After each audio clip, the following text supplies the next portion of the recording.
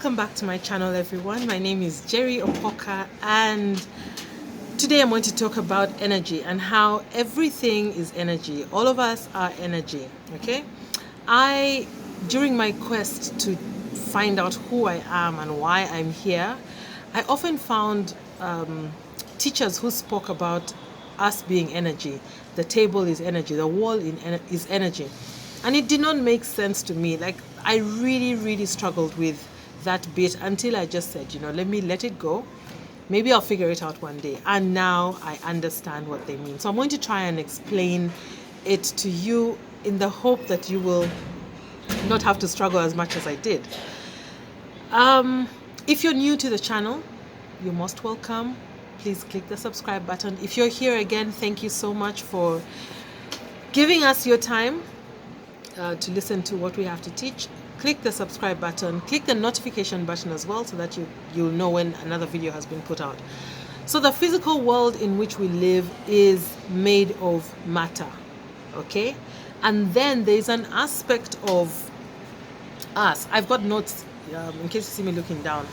There's an aspect of us that is woven throughout our bodies that moves and interacts, okay, at a level of pure energy.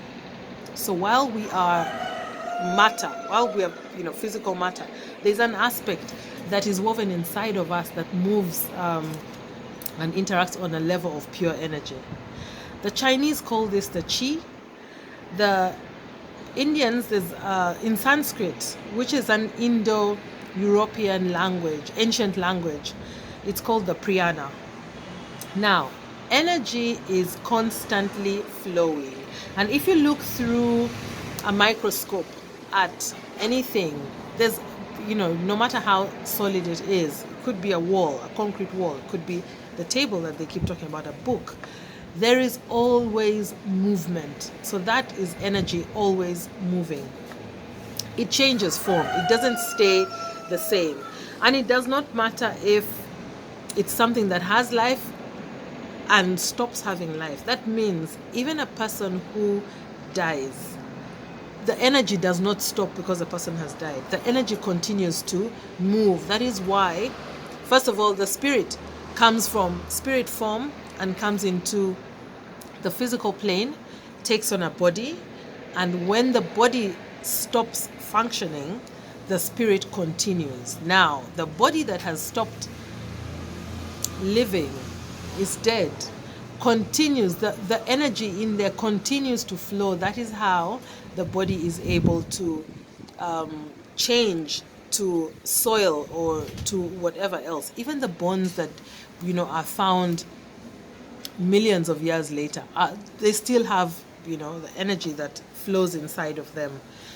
So as human beings, we are an integral part of the universe, and so we cannot isolate ourselves from it. We are one with the universe. We are part of the universal energy, so we can't isolate ourselves from it. Now, our bodies are the vessel through which we experience life here on the physical plane. So when we come in as spirit beings, we then acquire a vehicle, which is the body, through which our spirit will traverse this planet or this plane in the experience of human life. Our thoughts as human beings influence our surroundings, okay, in a ripple of energy. This is so important because it explains so many things that, by the way, we already know and experience. It's just we do not understand it from a science perspective, a very simple science perspective. So our thoughts influence our surroundings in a ripple of energy. And it's like a boomerang. What we send out comes back to us, right? Positive thoughts attract positive experiences. And I think if you're in a good mood, somehow it just carries. You seem to find happy people, you seem to see things that make you even happier. You kind of maintain that mood. If you are in a bad mood, on the other hand, You will be irritated by so many things. Even something that seems light and happy will irritate you because you're giving off that negative energy or that low vibrational energy, and that is what will come back to you. Now, our thoughts become our words, right?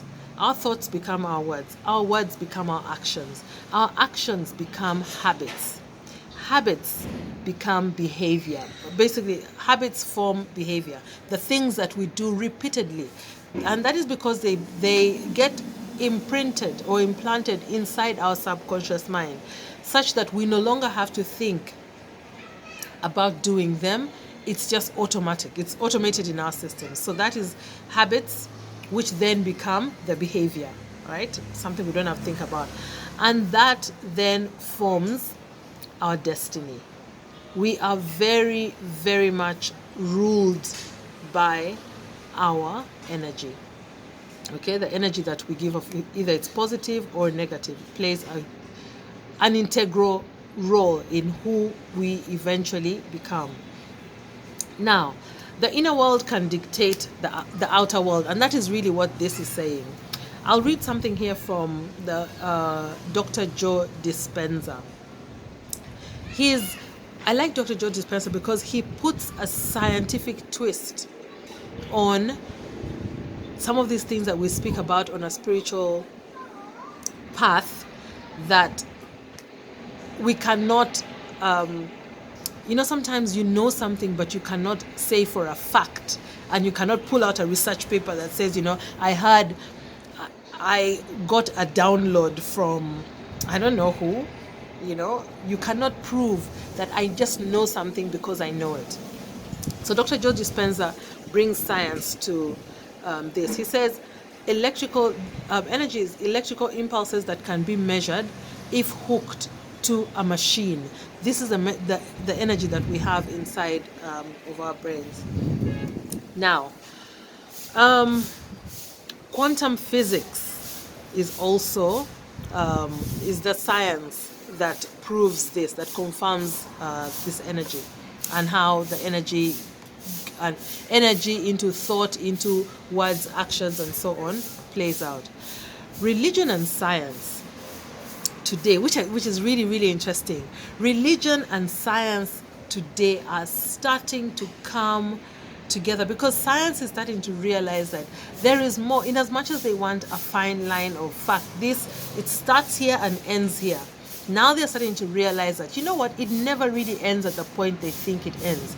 There is more, there's something else beyond that they cannot explain, but they know happens. And if you listen to Dr. Joe Dispenza's teachings, you will hear a lot of, interesting science. So, science knows that there is a power greater than us, a universal power, pure energy and pure consciousness, okay? And the state of the world is a result of a collective human experience. And this collective human experience, what it really means is that where we are as a universe, where we are as a planet, is a collection of the thoughts that we have, the mode that we have. If, for example, right now that we're in a COVID season, people are feeling afraid. If everybody is feeling afraid, then that is the energy that we're all sending out. It's millions of people sending out that energy. And then we attract more fear, and we attract more, negativity. We notice more negative things. So that's really what he's talking about when he says the state of the world is a result of collective human consciousness. And also where we are as a people today, with lots of deaths, things happening, to the universe as a whole, is because of our collective, the collective consciousness of human beings generally. So I wanted to just share that little bit of information on energy with you to understand that we do give off an energy that determines what comes back to us, and where we focus our energy grows. So if you're sitting in a negative space and focusing your energy on negative thoughts, that will grow. If you're focusing on positive things and basically happy thoughts and being more positive, that is also what grows. So thank you so much. I will see you again on the next video. Don't forget to subscribe and hit the notification button.